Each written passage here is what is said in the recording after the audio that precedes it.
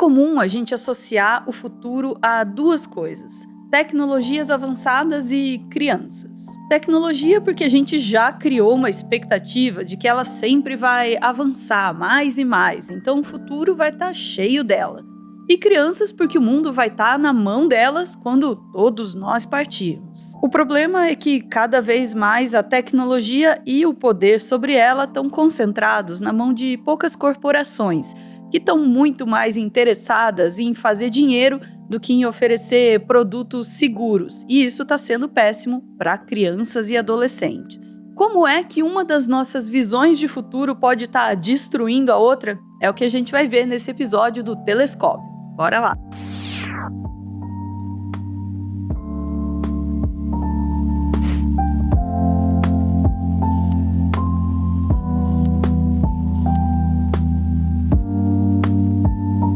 Vamos voltar para maio de 2023. Vivek Murthy ocupava o cargo de cirurgião-geral dos Estados Unidos, um cargo reservado para as maiores autoridades de saúde do país. O Murthy deu uma entrevista à CNN estadunidense em que ele decidiu falar sobre o impacto das redes sociais na saúde mental de crianças e adolescentes. Ele descreveu esse cenário como um cenário de crise. Estamos no meio de uma crise de saúde mental juvenil e estou preocupado que a mídia social esteja contribuindo para os danos que as crianças estão enfrentando. De acordo com ele, um dos problemas é que a responsabilidade sobre o uso das redes sociais é colocada toda sobre os pais, eximindo as empresas por trás delas de qualquer responsabilidade. Por muito tempo, colocamos todo o fardo do gerenciamento de mídia social nos ombros de pais e filhos, apesar do fato de que essas plataformas são projetadas por alguns dos engenheiros e designers mais talentosos do mundo para maximizar a quantidade de tempo que os nossos filhos gastam com elas. Então, essa não é uma luta justa. É hora de termos o apoio para pais e filhos. Sim, ele estava pedindo por mais regulamentação, o que obviamente não agradou aos titãs do Vale do Silício. Mas ele não poupou não, e destacou que essas corporações tornam difícil até mesmo saber o quão grande é o problema que elas estão causando. Pesquisadores independentes nos dizem o tempo todo que têm dificuldade em obter acesso total às informações de que precisam de empresas de tecnologia sobre os impactos na saúde das crianças. Apesar das barreiras impostas pelas Big Techs, tem muito pesquisador independente que faz o que consegue para mostrar os danos causados pelo uso de mídias sociais por crianças e adolescentes.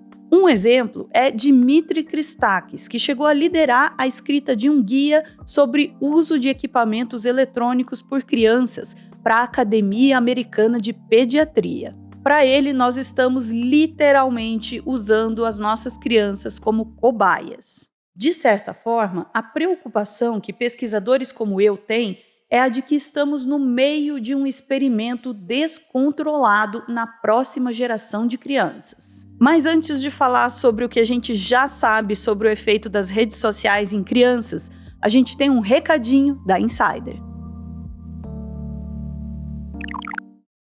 Você sabe o que é melhor do que uma Tech T-shirt da Insider? 3 Tech T-shirts da Insider. Ela é simplesmente a melhor camiseta básica do Brasil, porque ela é feita com uma tecnologia que faz com que ela não desbote, possa usar sem passar, porque ela desamassa com o calor do corpo, não fica fedida e ainda dura muito mais do que uma camiseta de algodão comum. Aproveita que a gente está no mês de aniversário da Insider para somar os descontos. Se você usar o cupom METEORO que está aparecendo aí na sua tela, você garante 15% de desconto em qualquer produto da loja. Soma os descontos que já estão no site e você pode chegar a até 30%. Se você entrar usando o link que está na descrição e no comentário pinado, o cupom já vai ser adicionado automaticamente à sua compra. Entra lá e você vai receber roupas bonitas e de altíssima qualidade. E de quebra, você vai ajudar o Meteoro a continuar fazendo o nosso trabalho. Muito obrigada a você que está assistindo e a Insider pela super parceria. Olha, o que a gente já sabe sobre os resultados desses experimentos não é muito legal. Um dos resumos mais assustadores desse experimento pode ser encontrado nessa revisão sistemática publicada em 2022 na JAMA Psychiatry, uma das revistas científicas de psiquiatria mais respeitadas do mundo. Vários pesquisadores da Universidade de Calgary e do Hospital Infantil de Alberta, ambos no Canadá, revisaram 87 estudos que juntos avaliaram o efeito do uso de eletrônicos em quase 160 mil crianças menores de 12 anos. Eles descobriram, por exemplo, que existe uma correlação entre o tempo que as crianças passam na frente das telas e sintomas de transtorno de déficit de atenção e hiperatividade, depressão, ansiedade e agressividade. Mas e quanto aos adolescentes, hein? Será que eles também sofrem? Outra revisão sistemática, essa publicada na revista Adolescent Research em 2022, agrupou estudos sobre jovens de 13 a 18 anos de idade. Eles chegaram à conclusão de que o uso de redes sociais por adolescentes levava ao cyberbullying, a uma perspectiva social negativa, à diminuição da autoestima e a distúrbios do sono. Só isso, hein?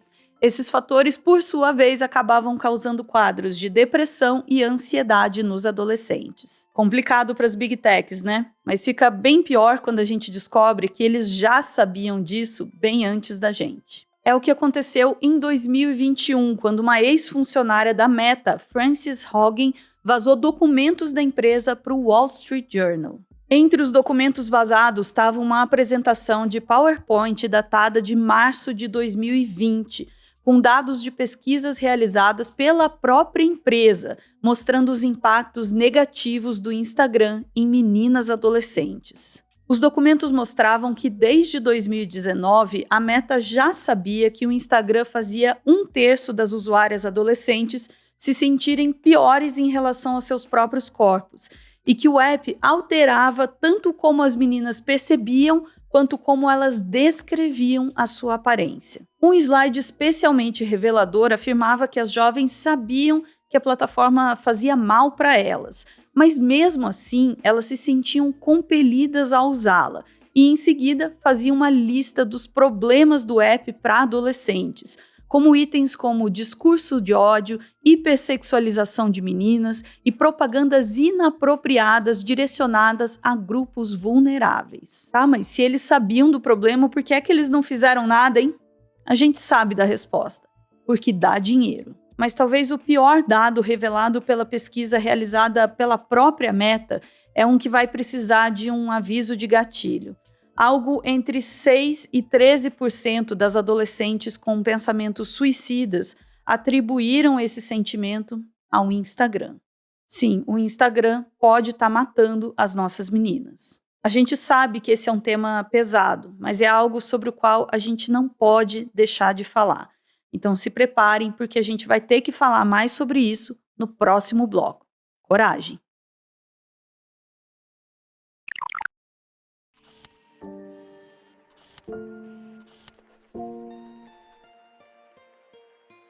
Um problema que se torna cada vez mais comum na internet e que vem sendo amplificado pelas redes sociais é o cyberbullying.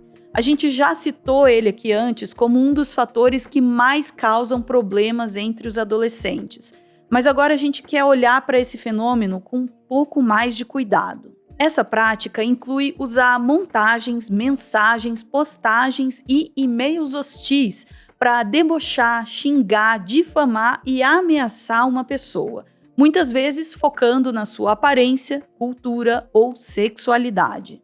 E quando a gente fala que isso está se tornando cada vez mais comum, a gente não está tirando isso do além. Um relatório das Nações Unidas mostrou que as ocorrências cresceram 50% na Europa entre 2010 e 2014, e que dados semelhantes já foram encontrados nos Estados Unidos e no Brasil. Uma pesquisa mais recente de 2024, realizada por pesquisadores da Escola de Enfermagem da Universidade Federal de Minas Gerais e do IBGE, entrevistou 159.245 estudantes entre 13 a 17 anos, de 4.242 escolas públicas e privadas, e revelou que 13,2% deles dizia já ter sido vítima de cyberbullying.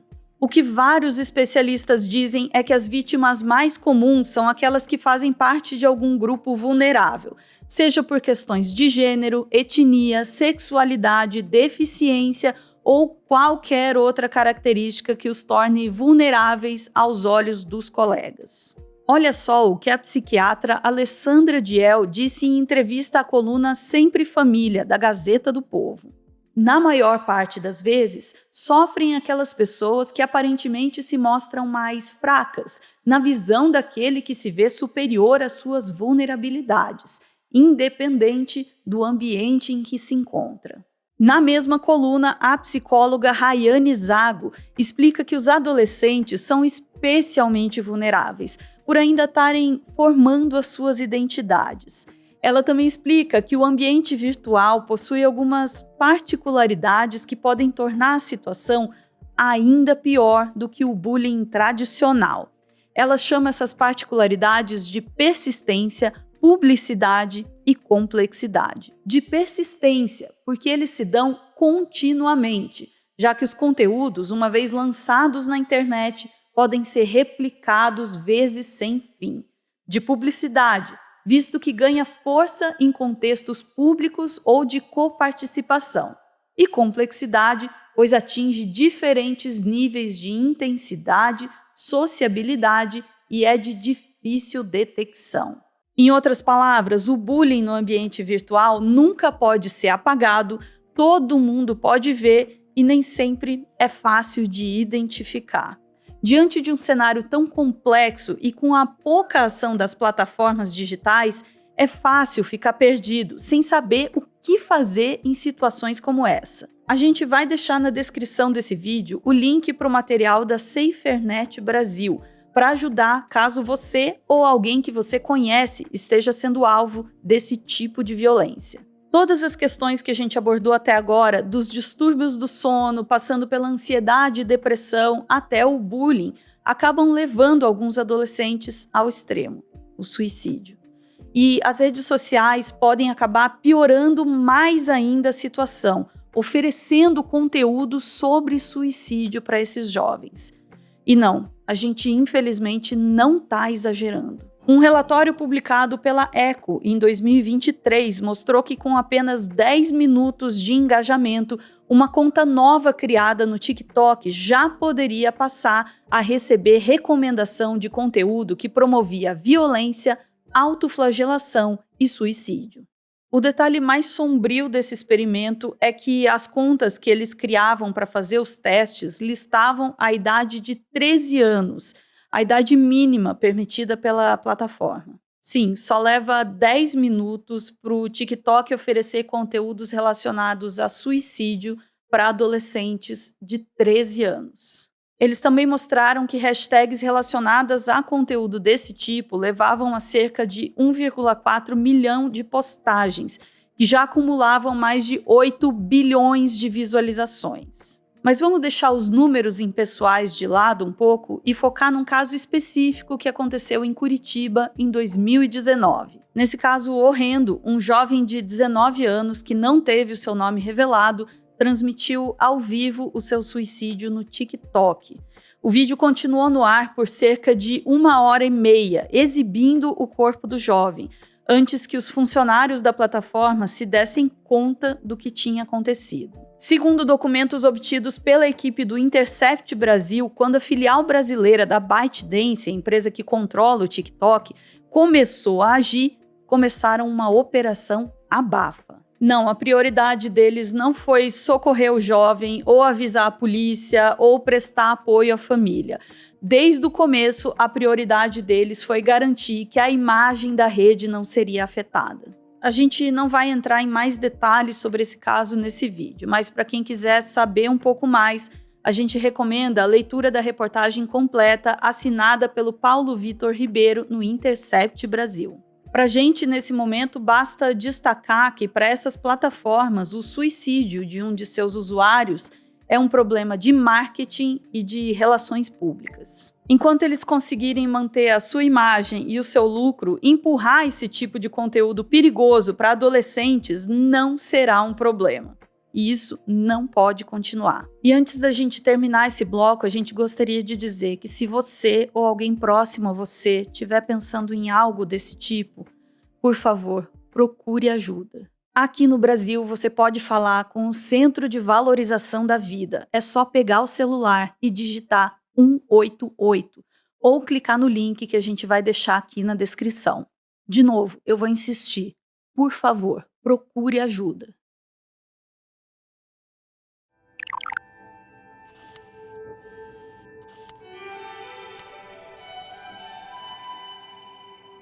Outro problema muito sério que se alastra pelas redes sociais é o da exploração sexual de menores.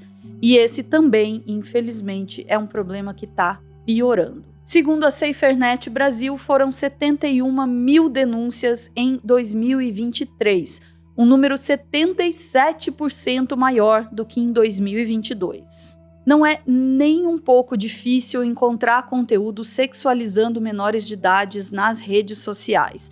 Olha só essa experiência feita pela equipe do Núcleo usando o aplicativo Kawaii. Eles entravam no aplicativo sem logar e iam pulando de vídeo em vídeo até achar um vídeo que sexualizava menores. Quando isso acontecia, eles fechavam o aplicativo e começavam uma nova sessão anônima. O resultado é que eles precisavam de no máximo 11 vídeos para chegar em algum que sexualizava crianças ou adolescentes. E em muitas sessões, o primeiro vídeo já era de conteúdo erótico de menores. De 150 vídeos que eles assistiram, 40 tinham conteúdo sexualizando menores.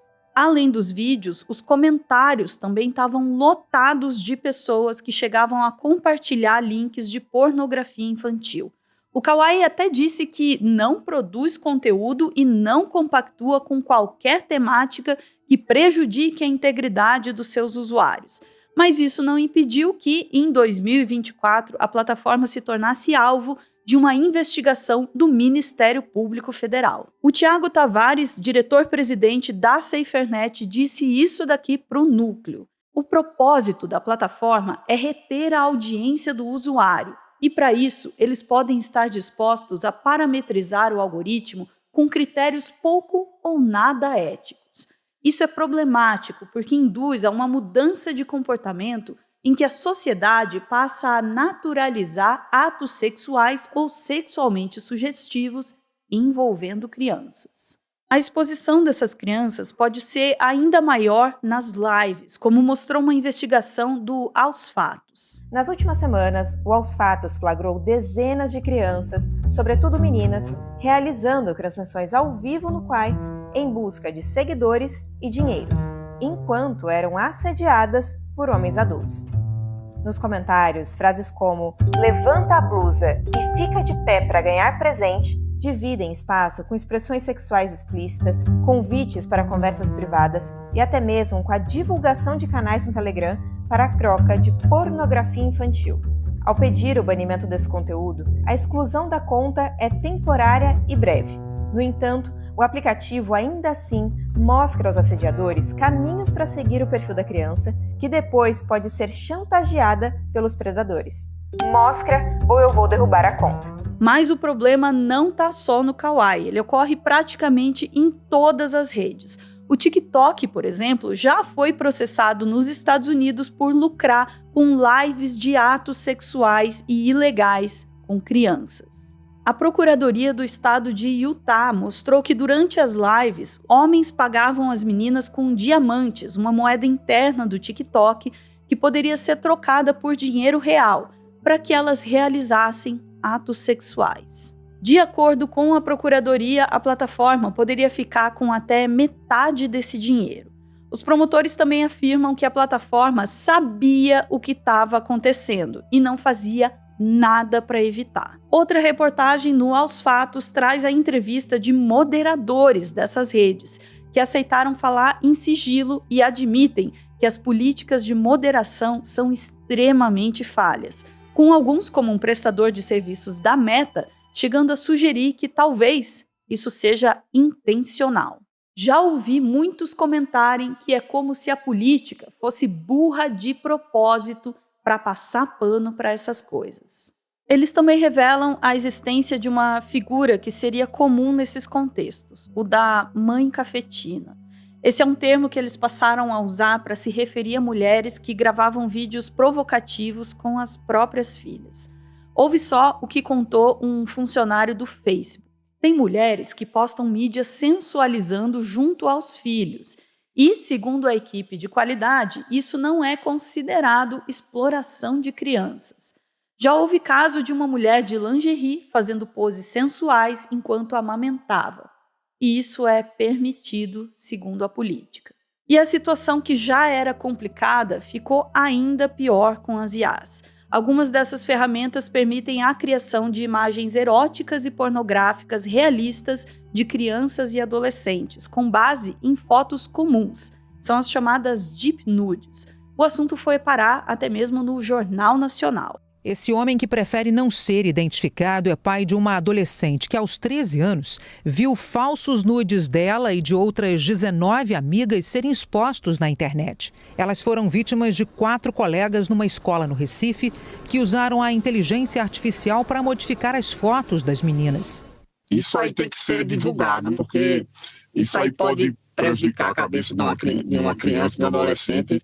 Eu acho isso um absurdo. Uma investigação do Núcleo, em parceria com o Pulitzer Center, descobriu em 2025 que é fácil encontrar bots que produzem esse tipo de conteúdo criminoso no Telegram. Eles identificaram 83 bots no Telegram que se propunham a criar deep nudes. A maioria, 50 deles, não estavam mais ativos, mas ainda existem 33 funcionando.